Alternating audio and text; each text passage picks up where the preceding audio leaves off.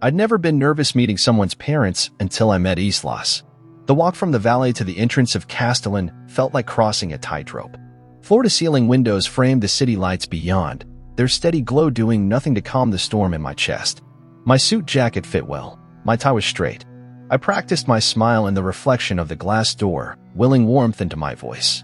Isla offered her hand and whispered, "You've got this." Her confidence should have steadied me, but as her father's car eased away, I realized it was her world I was about to enter, and I didn't even know the beginning of the rules. They led me to a private dining room reserved for high-stakes meetings and corporate negotiations. The mahogany table gleamed under soft pendant lights, glassware aligned like a row of sentinels. A waiter in a crisp tuxedo poured champagne into flutes that caught the light and refracted a promise of celebration, a promise I was already doubting. Across from me, Isla's parents sat as though sculpted from marble and silk. Roland Mercer's tailored suit fit like armor, his gaze measured, unflinching. Marianne, seated beside him, offered me a polite smile that didn't reach her tired eyes. I swallowed. My ring felt heavy in its box under my jacket pocket. We exchanged pleasantries, school, work, memories of how Isla and I met. Every answer felt rehearsed. I talked about my consulting firm's latest project, trying to sound successful enough but not threatening. Roland nodded once, curtly. He asked about my family, where they lived, what they did. I spoke about my parents' small business, how my sister taught kindergarten. I smiled as I spoke, recalling happy memories. But with every word, I sensed his amusement grow, like a wave gathering strength behind my back, ready to crash.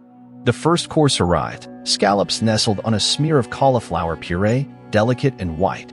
I took one bite and forced another smile. The conversation shifted to future plans, children, house, traditions. I imagined talking about my dream home, a modest house I'd renovate for Isla. Instead, I feigned agreement and nibbled at artisan bread. The waiter topped up my glass. The champagne's sweetness turned sour on my tongue. Then came the joke. Roland leaned back, steepling his fingers. "So, Julian," he said, voice low and mocking, "what do you plan to do when the bank account runs dry? Or is that when you plan to bounce?" His words landed like stones, each syllable resonating across the table. He spoke as though he knew me better than I knew myself. My chest tightened. I glanced at Isla. She laughed. Not politely. Not that nervous chuckle I might have forgiven. It was a full-throated laugh that wrapped around his words and made them stick in my throat. Her eyes sparkled with amusement, as though I'd done something worthy of ridicule, as though I'd earned my place as the butt of a joke. My ring finger tingled. I could almost feel the weight of expectation shifting from my hand to the table. I took a breath, looked at the ring on her hand, and felt my reflection shatter. Time slowed. I saw the silver band catch the light, felt the hollow bloom of betrayal in my chest. My mind raced through every moment of our engagement, the night I surprised her on the rooftop with fairy lights, the way she pressed her cheek to mine as the skyline kissed the horizon, the promise we whispered to each other under stars. All those moments multiplied in that second, collapsing into a single, undeniable truth. This life wasn't ours. It belonged to a family that would never see me as more than an accessory. I stood up. The room hushed. The waiters froze. My chair scraped the floor, and I felt every eye turn to me. I didn't know what I would say, but the ring left my finger before words formed. I placed it beside her wine glass, its crimson liquid rippling, as though startled by my movement. I felt the cool metal slide across the table's surface and come to rest, a fragile emblem of everything undone. I looked at Isla one last time. Her smile faltered, confusion flickering across her features. There was fear there, maybe pity. I wondered if she realized in that moment how deep the cut went. But she didn't move to stop me. She didn't reach out. She only watched as I turned away. I walked out. No scene, no shouting. Just the soft click of my shoes on the marble floor, each step sounding a finale to a dream I'd once believed in. The door closed behind me, sealing the laughter and the luxury and the lie. Outside, the cool night air wrapped me like a cloak, bracing me for a silence I'd never known could feel so loud. Standing under the street lamp, I closed my eyes and let the city hum around me.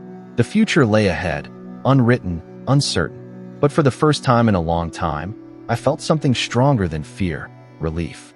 The joke had ended everything I thought I wanted. Now, I could discover what I truly needed. I didn't go back to our condo that night.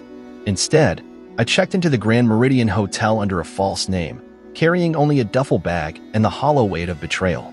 The lobby clock read midnight when I handed over my credit card, the clerk's practiced smile failing to reach his eyes as he asked for an ID I didn't have. Upstairs, I unlocked the door to room 712 and flicked on the overhead light, the brightness stabbing at my temples. I dropped my bag by the bed, kicked off my shoes, and sank into the plush mattress, staring at the ceiling as the shadows of the chandelier's crystal prisms danced above me like mocking specters. Sleep drifted in fragments. I dreamed of laughter, hollow, echoing laughter that grew louder with each replay. I saw Isla's face twisting into amusement at my expense, her eyes bright with derision. I felt my chest tighten as I tried to speak, but the joke was always on me, my voice swallowed by a tide of champagne and contempt. I woke gasping, cold sweat plastering my hair to my forehead. When I reached for my phone, the screen was streaked with fingerprints and dozens of missed notifications. Messages piled up in a digital avalanche, Isla asking if I was okay, her mother imploring me to forgive, friends feigning concern, each text an echo of the same question: what happened? They hadn't heard her father call me a gold digger or witnessed the ease with which she sold me out.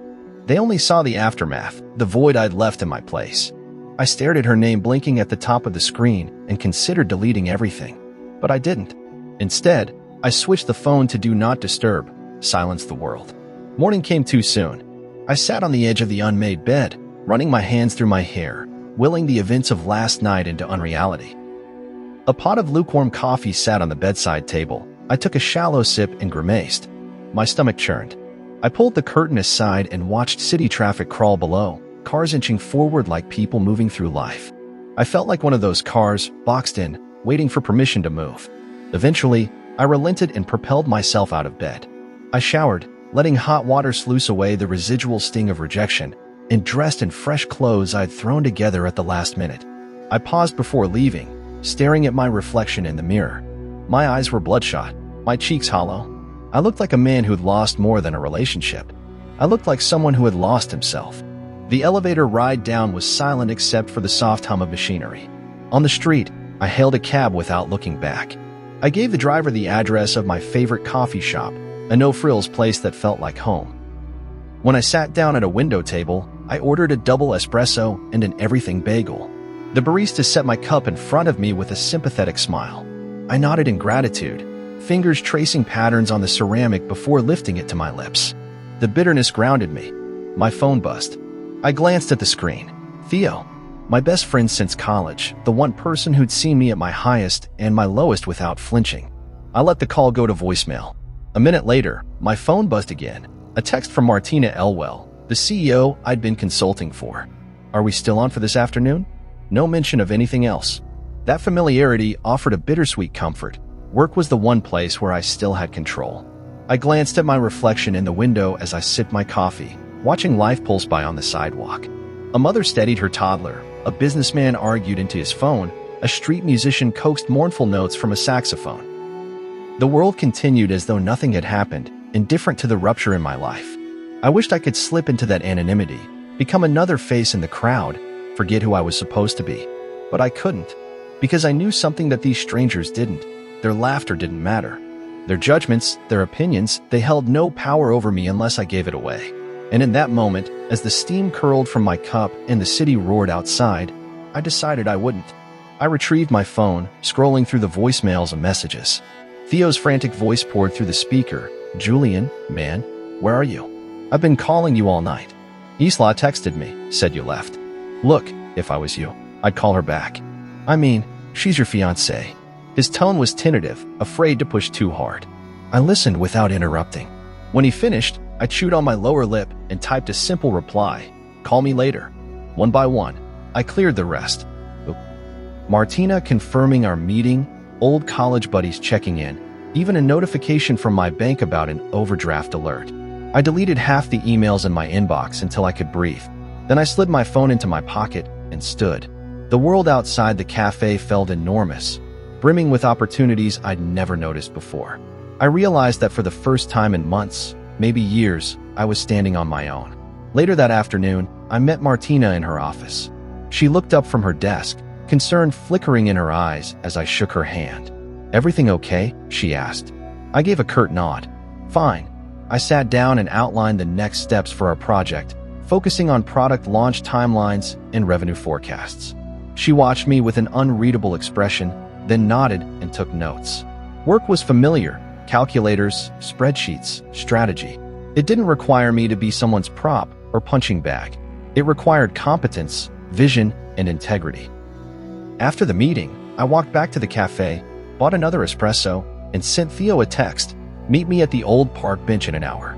He replied almost instantly, "On my way." I sat outside, shoulders squared, breathing in the spring air. When Theo arrived, he flopped onto the bench next to me, eyes wide with questions. I handed him my coffee and said, "I'm okay, man. Not great, but okay." He nodded, studying me like a wounded comrade.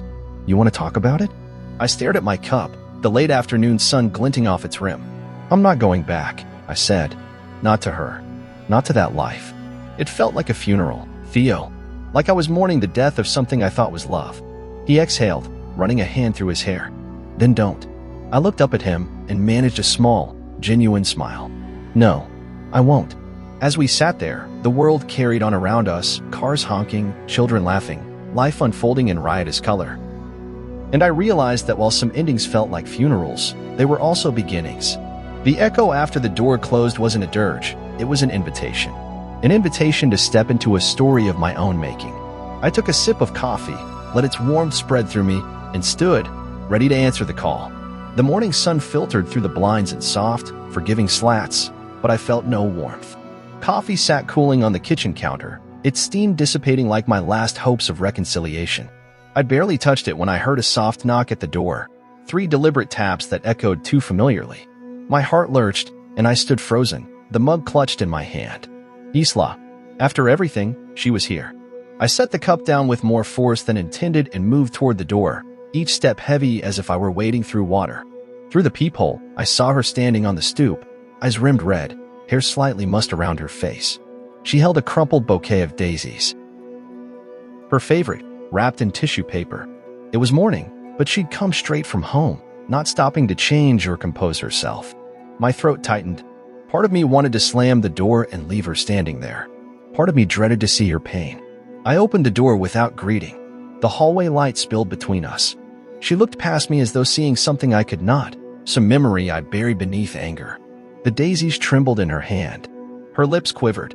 "Julian," she began. Her voice wavered like a song missing its chorus, familiar, but unsteady. "I'm so sorry." I leaned against the doorframe, arms crossed, studying her. Her apology had the ring of rehearsed remorse. I'd heard it before during arguments that ended with a phone call and a promise to change. But this was different. I wasn't the same man who cared enough to listen. "Sorry isn't going to fix what happened," I said, voice low. Tears slipped down her cheeks, but she lifted her chin. "Last night. I shouldn't have laughed. You're right. My father's words were cruel. You don't deserve that." I was scared of him, scared of what he'd say if I defended you. I froze. Her confession hung between us. I placed a hand over my heart, feeling its rapid thump. "You froze," I repeated. "You froze and chose silence." Silence that stung louder than any insult. She nodded, shoulders trembling. "I know. I wish I could take it back. I tried the second you walked out. I cried to my mom. I begged her to find you and tell you how much I love you." Her voice cracked, and she swallowed hard. But she wouldn't help. I shifted, the wood of the doorframe digging into my back. "Your mother," I echoed. "She sided with him?" Isla bit her lip.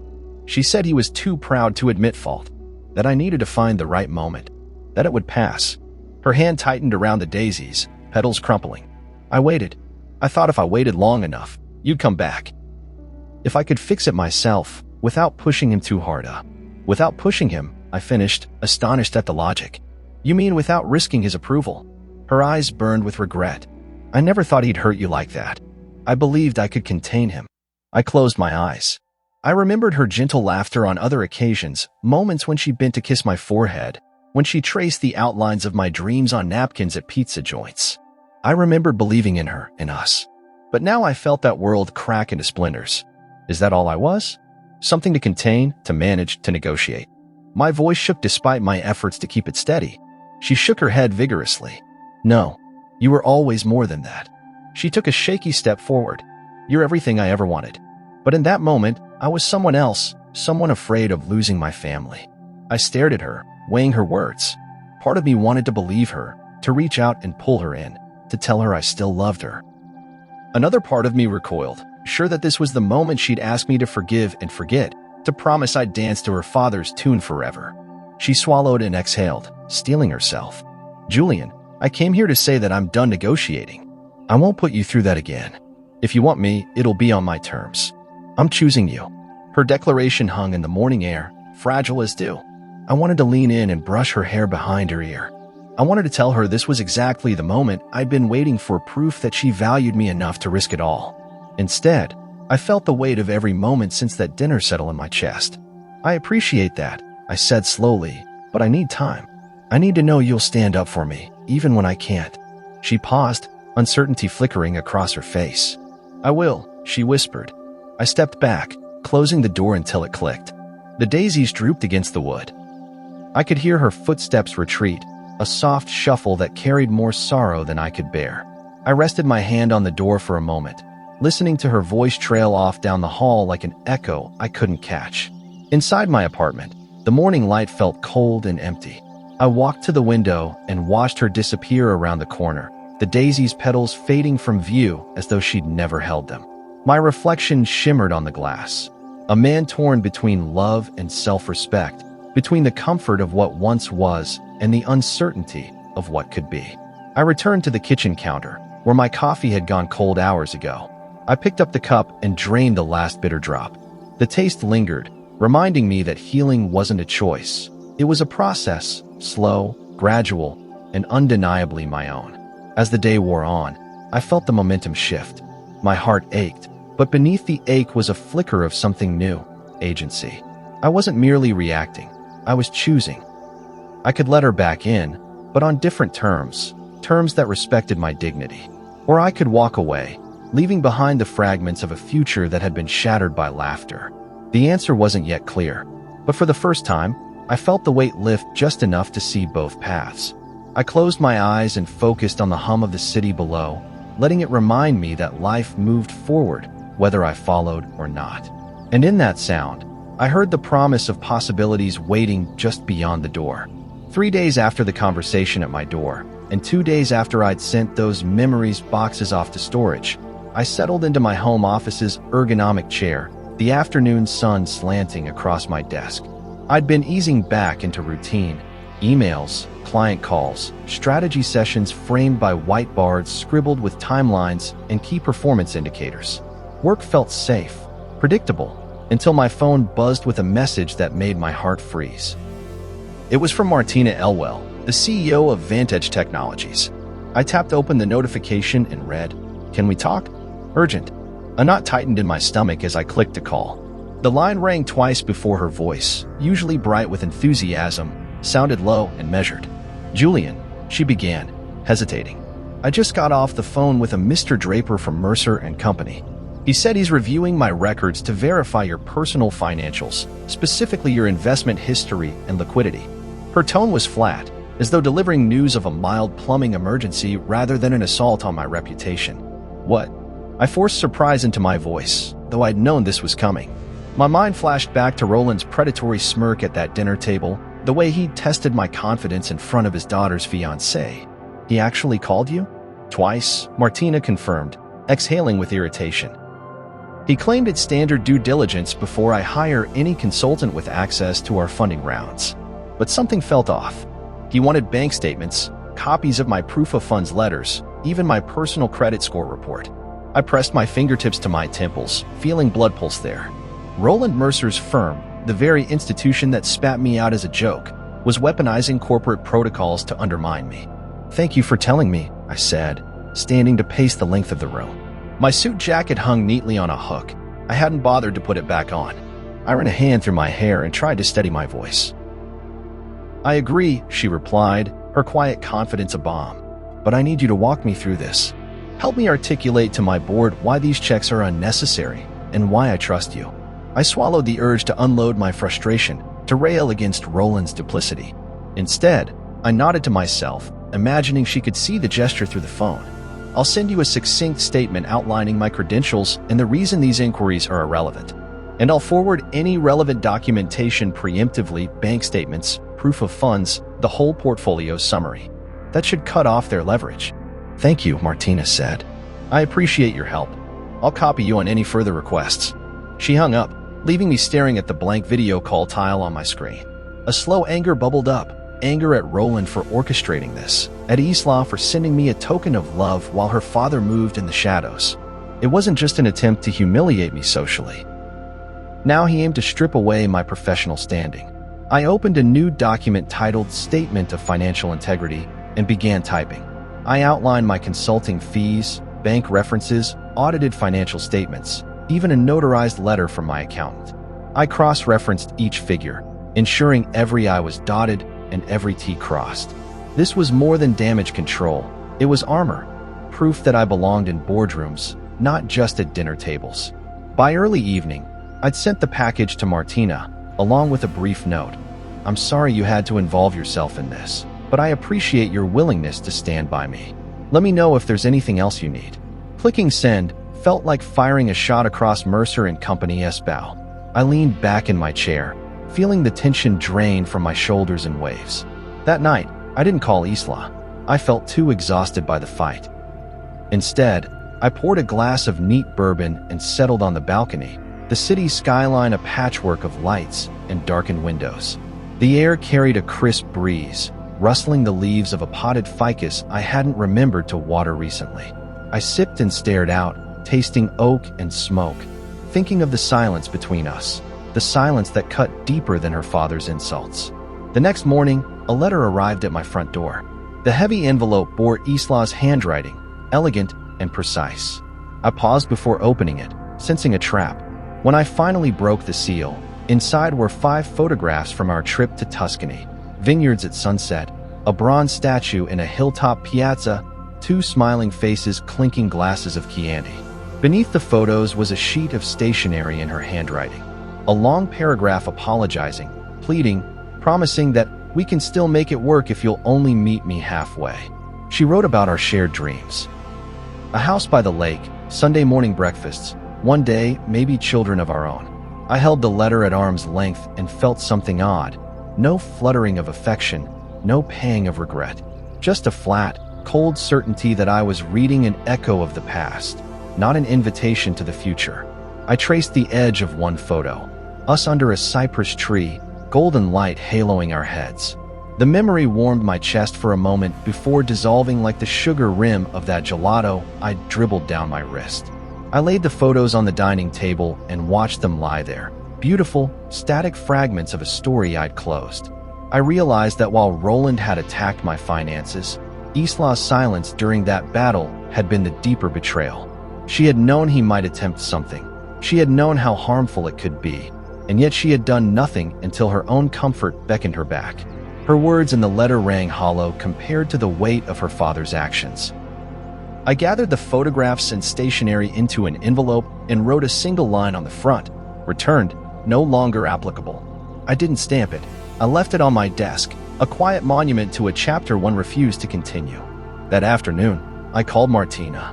Julian, she greeted me, concern-laced with gratitude. They've received your documents and dropped the request. They said it was a clerical error. Good, I said, relief and vindication mingling in my chest. Thank you for standing up to them. She paused. I'm glad I did. But more importantly, I'm glad you did too. As I hung up, I felt a shift, a definitive hinge in the narrative of my life. It wasn't about winning or losing. It was about refusing to be silenced or diminished, whether by a wealthy father's whims or the love that wouldn't defend me. The threat in a suit had been neutralized, but the greater threat, my own willingness to stay, had already been vanquished.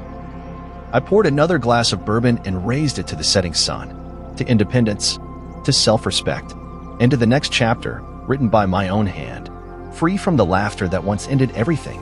The morning I agreed to meet Marianne Mercer, I felt the weight of 1,000 unsaid questions pressing down on me. Her request had come in an email, so brief it felt almost brusque. Can we talk? I have something for you. I stared at her name on the screen longer than I cared to admit, then drafted a polite reply suggesting a downtown cafe at 11. When the time arrived, I walked into Ellington and Company on Maple Avenue, not the upscale venue where I'd once hoped to celebrate my engagement, but a modest bistro whose linen tablecloths and mismatched chairs hinted at genuine warmth. She was already there when I arrived, seated at a corner table beneath a painting of wildflowers. Marianne looked different up close. Her hair, once perfectly coiffed, fell in loose waves around her shoulders. Faint lines framed her eyes, not of age, but of years spent holding in truth she dared not speak. She rose as I approached and offered me a tentative smile, extending a hand I clasped gently. Her touch was cool, her knuckles slender and pale. "Thank you for coming," she said, voice softer than I remembered.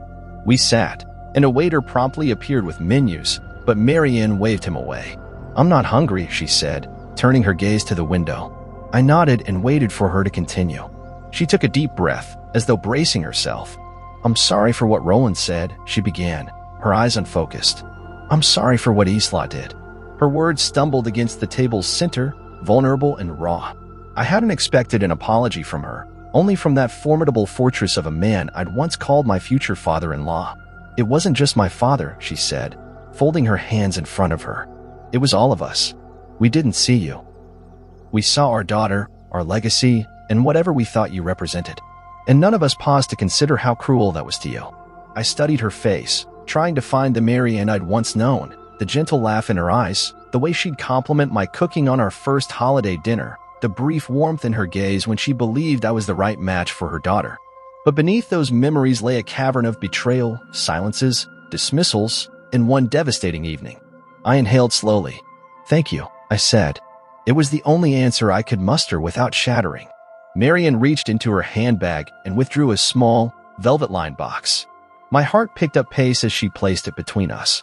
I hesitated before opening it, as though part of me feared another trap. But inside lay a silver ring set with a dark sapphire, its stone gleaming like a secret under the cafe's soft lights. "This was mine before I married into this family," she said, her fingers brushing the box's edge. "Your grandmother gave it to me on my 21st birthday.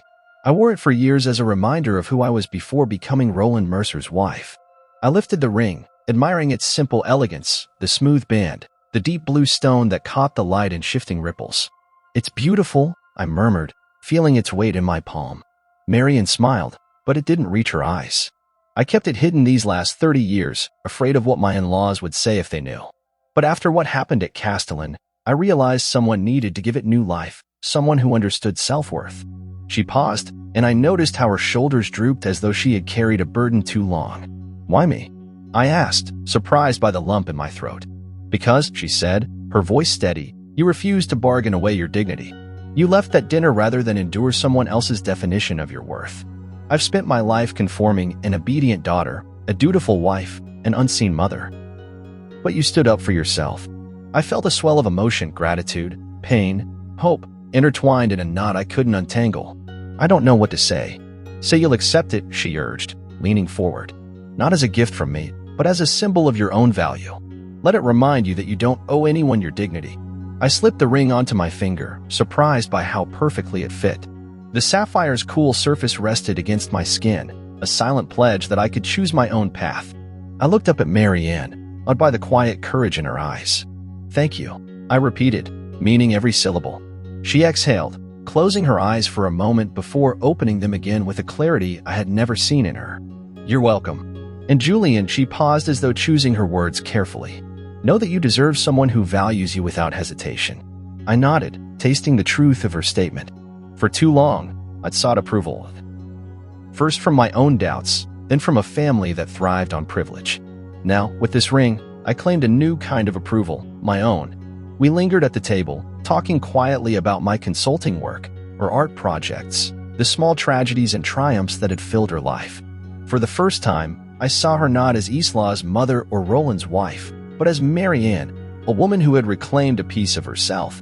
The cafe's bustle faded around us until all I felt was the steady presence of her sincerity. When I left, the ring glinted on my hand like a beacon. Outside, the sun warmed my face as I walked down Maple Avenue. I paused, raising my hand to feel the sapphire catch the light. I thought of everything I had lost and everything I stood to gain. The weight of that ring reminded me that dignity was not negotiable, and self-worth was not a privilege to be bestowed. It was a right to be claimed. As Marianne's silhouette receded behind the cafe window, I took a deep breath and stepped forward. For the first time in months, I felt anchored, not to a promise made at a table beset by laughter, but but to an unshakable conviction in my own worth. And with that certainty, I knew my story would continue on my terms, ring on finger, head held high. I stared at the stacks of cardboard boxes lining the living room, each one labeled in my neat handwriting: books, clothes, kitchen, memories. The condo felt cavernous now, its echo reminding me of every argument we'd ever had and every promise that had quietly unraveled. It had once been our sanctuary, but now each wall pressed in with the ghosts of conversations I no longer wanted to remember. I snapped the box closed and sealed it with tape, the rough strip catching on my fingertips as though reminding me of the cost of leaving. My hands trembled as I lifted the next box. Tuscany photos, our travel journals, the canvas print of the vineyard sunset we'd argued about hanging in the bedroom. I carried it to the foyer and stacked it neatly beside the front door. Each placement felt like a decision. This is where the past stays. Beyond this point lies a future I would build alone. The entire place smelled of cardboard and dust, like a library abandoned for too long. It felt good in a strange way, freeing, as though every packed item compressed the weight of old compromises. I paused in the hallway, listening to the soft hum of the refrigerator and the distant sound of traffic below. My phone buzzed, a notification from Martina confirming her board meeting adjourned early after resolving that financial smear. I smiled at the small victory, then tucked the phone into my pocket and turned back to the boxes. There was no room for hesitation now. I moved methodically, pulling books from the shelves, sorting clothes in the closet, reclaiming the kitchen knives wrapped in bubble wrap. When I reached the bedroom, I found our bed stripped to the mattress, the headboard bare of the photographs we'd pinned there. I closed the curtains and gathered the sheets and pillows, bundling them into a sheet cover. The silk quilt we'd argued over, the one she said didn't match, went into the final box labeled linens. I took one last glance at the empty room and felt the hollow ache of loss, but also the thrill of opportunity. The buzzer rang. I hesitated, momentarily unsettled by the idea that someone might see me dismantling my life. Then I pressed the intercom. "It's me," I said. Theo's voice crackled through. "Need a hand?" I buzzed him in. A few minutes later, he appeared in the foyer, grin tentative and sympathetic. His presence was a tether to better days, a reminder that I hadn't done this alone. We hoisted boxes together, stacking them in his car with military precision. He cracked jokes to ease my tension. "Hey, don't label all your regrets miscellaneous," he teased, making me laugh despite myself. Even laughter felt unfamiliar now, but good. With each box loaded, the condo looked emptier, my reflection in the window growing smaller as the sun slipped lower in the sky. When the last box was secured in the trunk, I closed the door behind me and inhaled the thinner, freer air. Theo slung an arm around my shoulders. "You okay, man?" he asked. I brushed his hand away, smiling ruefully. "I will be." His nod was patient, understanding more than words could convey. I returned inside for a final sweep. The bare floors felt chilly under my shoes, the echoes louder than before. I walked through each room, touching the wall where our wedding photos had hung, stepping onto the floor we danced across on quiet Saturday mornings. I whispered a quiet farewell. To the life I once imagined, to the person I was when I thought that ring meant forever. At the front door, I paused and looked back one last time. The empty rooms held no threat now, only potential. I believed that once I ceased carrying these boxes of memory, I would feel lighter, ready to fill new spaces with different stories. I locked the door and slid the key under the mat, a gesture of finality and release. Theo was waiting by his car, engine idling, headlights off. I joined him in the passenger seat, the boxes of memories taking up most of the back. As we drove away, the condo vanished behind a curve, and I felt a profound quiet settle in my chest. It was the hush after closure, the pause before a new beginning. That night, I unpacked only one box in my temporary apartment, the one Marianne had given me. I set the silver sapphire ring on the nightstand, its dark stone catching the lamplight. I didn't need photographs or journals right now. I needed that reminder. That dignity is something you carry with you, not something you leave behind. I lay on the mattress of an unfamiliar bedroom, listening to the hum of the city through the open window. The boxes, tucked away in storage, had condensed my past into neat containers. In their place, I felt the space to breathe, to choose, to become someone not defined by others' laughter or approval. And as sleep claimed me at last, I realized that sometimes the most honest packings are not of belongings, but of truths, untold, unbroken, finally unbound. A week after Marianne's gift, I sat at my desk going through client proposals when an alert popped up on my laptop. A credit report inquiry I didn't recognize. The header read Mercer and CO in cold, capital letters. My stomach dropped. I clicked to view the details and saw multiple hard inquiries dated just 2 days ago, requests for my credit history, bank balances, even loan applications I'd never made. My pulse spiked. Roland had promised subtlety. This was outright sabotage. I closed my laptop, stood, and paced the length of my office.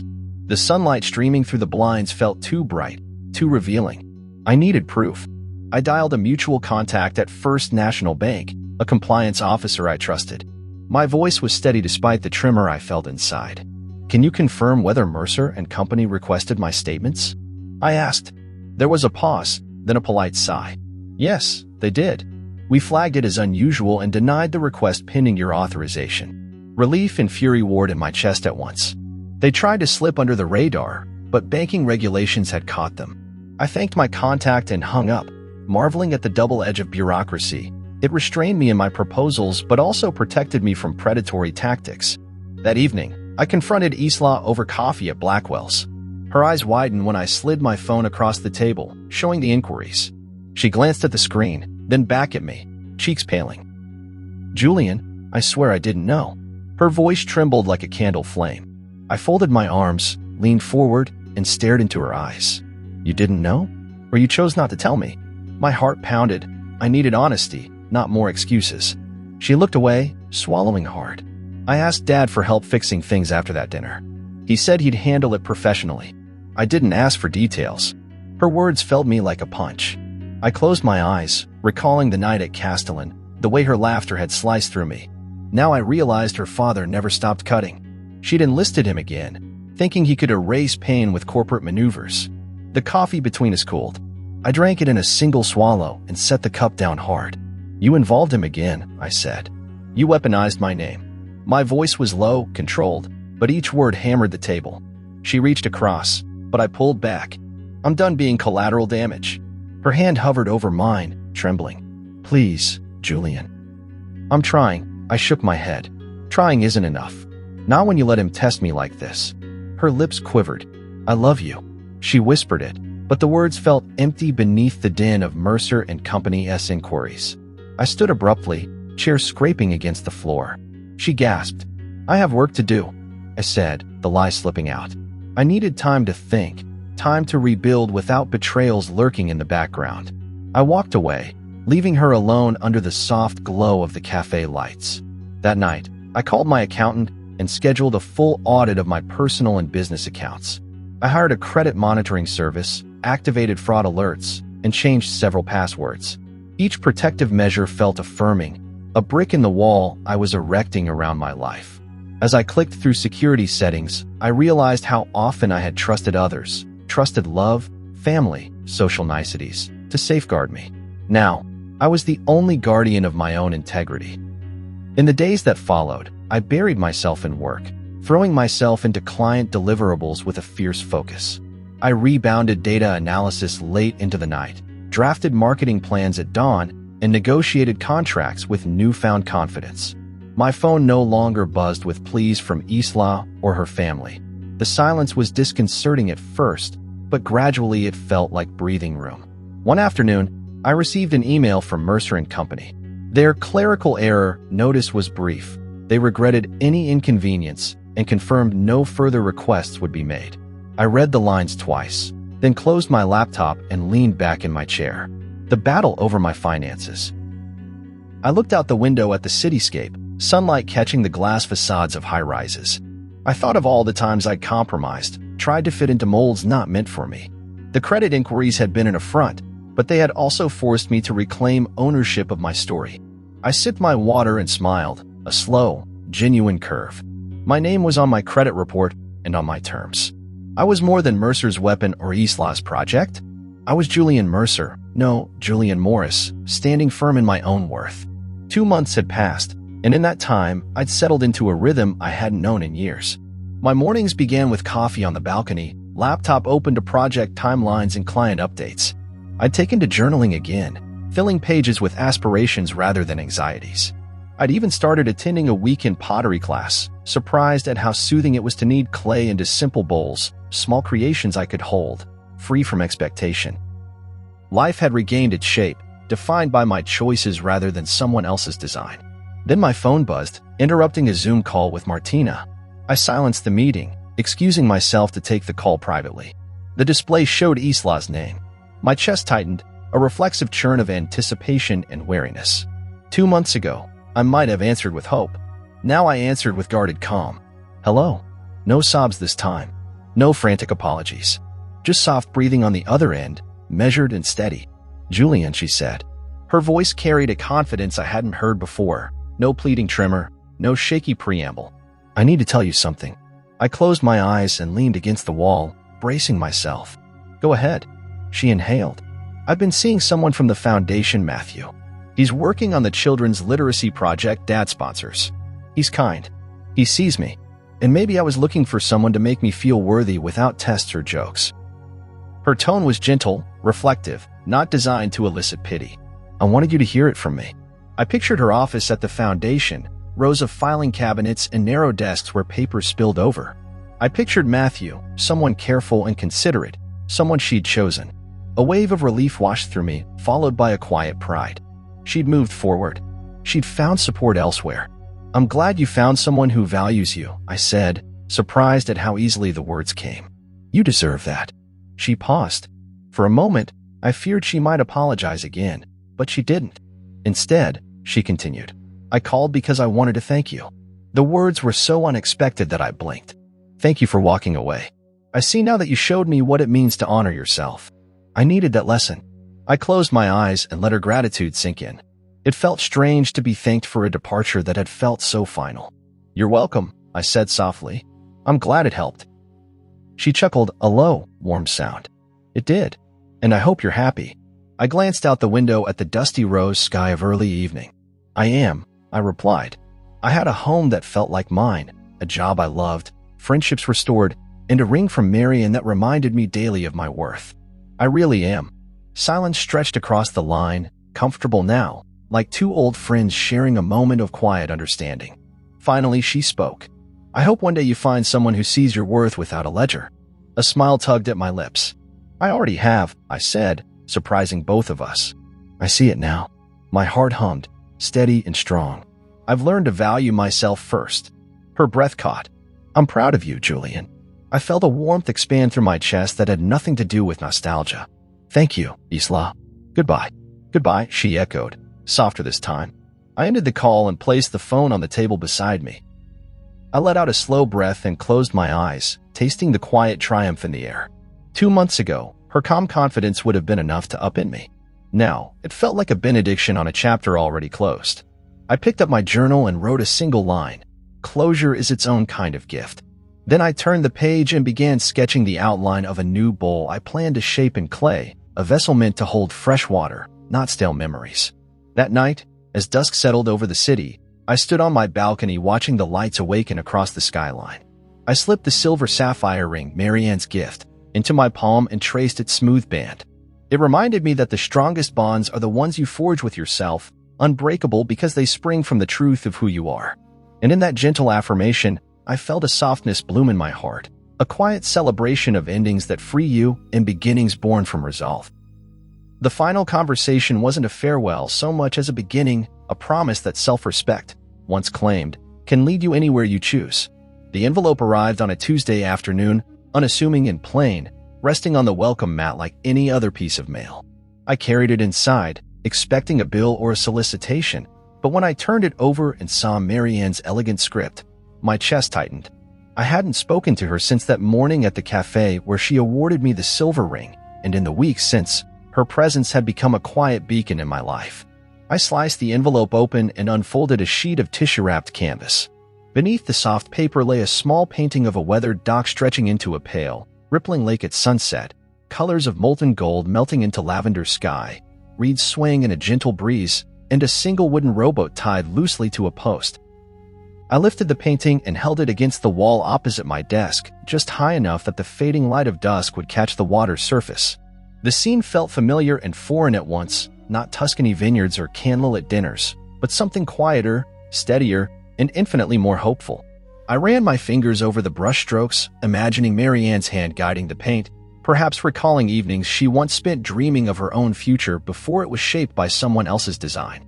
In that moment, I realized she'd sent me more than a gift. She'd sent me a reminder of possibility, of calm conviction. Later that evening, I found myself lingering in the living room, the painting glowing softly under the lamp's warm beam. The bottles of bourbon and glasses on the coffee table seemed louder, the edges of the room sharper, but the dock drifted before my eyes like a promise of stillness. I poured myself a measure and settled into the armchair facing the canvas, glass in hand. It was strange how a single image could carry so much weight, a silent manifesto that spoke of departure and return, of courage and trust in one's own bearings. I realized, too, that this revolution, my departure from a life that nearly broke me, was not an eruption of anger but a quiet shift, like water finding a new course. That night, sleep came easily, and I dreamed of standing at the edge of that dock, toes grazing the cool wood, the surface of the lake reflecting an endless sky. I felt neither fear nor loss, only readiness to step forward as though balance had been restored. In the morning, I made coffee and stood before the painting again, imagining I could smell the lake's mist and hear distant loons calling across the water. I fetched an empty frame from the spare closet and fitted the canvas inside, then carried it to the wall above my kitchen table, a place where meals would be shared, ideas hashed out, phone calls with friends and clients made. Over the next few days, the painting became part of my routine. When work emails piled up or a difficult client negotiation left me frazzled, I'd glance away from the screen and find solace in the dock's quiet invitation. On weekends, I took the painting down and carried it to my pottery class, sketching the scene on a slab of clay before molding its form into a shallow bowl. My hands remembered the gentle sway of the reeds as they shaped the rim, and I thought of Marianne's words, "You don't owe anyone your dignity." Each coil of clay felt like an extension of that dock, a vessel built to hold only what I chose to put inside. One afternoon, the painting caught the light in a way that turned the lavender sky into deep violet. My sister called then, her voice bright and curious. "What's new with you?" she asked. I told her about the painting, about the pottery, about the feeling of waking each day unburdened. She laughed. Her laugh warm and genuine, as though she'd been waiting to hear that I'd found peace. I described how I'd hung the canvas above the kitchen table, how every meal now felt infused with purpose, how I'd started planning a weekend getaway to a lakeside cabin. "It's like you're rediscovering yourself," she said. I smiled, looking toward the painting, recognizing in that simple act of hanging a mirror for my soul. "I am," I said, and it's exactly the reminder I needed. That evening, I invited Theo over for dinner. I cooked pasta with fresh tomatoes, garlic, and basil, the kind of meal that filled the house with laughter and stories instead of tension. As we ate, the painting watched over us, its muted colors a steady presence. Theo raised his glass. To self-respect, he toasted, and I clinked my glass against his, feeling the echoes of my journey settle into steadier rhythms. Later, alone again in the soft lamplight, I traced the dock's edge with my gaze. What Marianne had given me was more than a painting. It was a living emblem of the quiet revolution I'd waged within myself. No grand proclamations, no dramatic battles, just the courage to step away, the grace to reclaim my worth, and the wisdom to hang a reminder in my home that sometimes the most profound transformations come in hushed strokes of color on canvas. And as I turned off the lights and the room softened into shadow, I knew I carried that dock within me, ready for any sunrise. 6 months had passed since I last walked away from the condo that had held promises I no longer believed in. In that time, I'd found a modest house on the edge of town, a fixer-upper with peeling paint and sagging floors, but with a view of the woods that felt like possibility. I'd spent weekends scraping wallpaper and repainting walls, measuring out tile for the kitchen backsplash, and coaxing life back into a garden that had languished under neglect. Everything I touched bore my fingerprints and my intention, from the freshly stained deck to the new light fixture in the hallway. Each improvement felt like a declaration. This house was mine, built on my terms. On a crisp autumn morning, I stepped onto that deck with a mug of black coffee in hand, the steam mingling with the cool air as I gazed at the golden light filtering through the treetops. I slipped the silver sapphire ring over my head and onto my finger, feeling the cool weight of the stones settle into place. Marianne's gift lay against my chest now, hidden beneath my shirt but never far from my thoughts. It reminded me that dignity wasn't something granted by others but claimed by myself.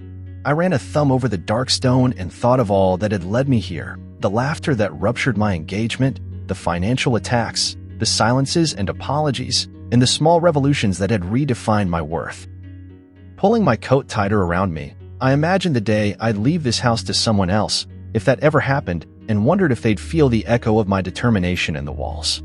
But for now, it belonged to me, and I intended to live into that ownership fully. I stepped back inside, the wooden plank floor groaning beneath my boots, and made my way to the window overlooking the living room. There, above the mantel, I'd placed Marianne's painting of the dock at sunset, a testament to quiet resilience. Beneath it sat a flask of bourbon, a stack of books on business strategy and personal growth, and a small potted fern I'd named Grace. The room felt both lived in and hopeful, balanced between function and comfort.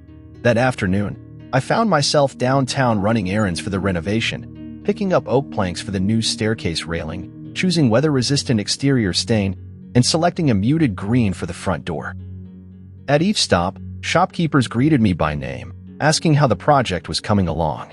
I felt the pleasure of community support, a contrast to the evening at Castellan where I'd felt so acutely alone. As I loaded the last of the supplies into my truck, my phone buzzed with a message, "Housewarming next month?"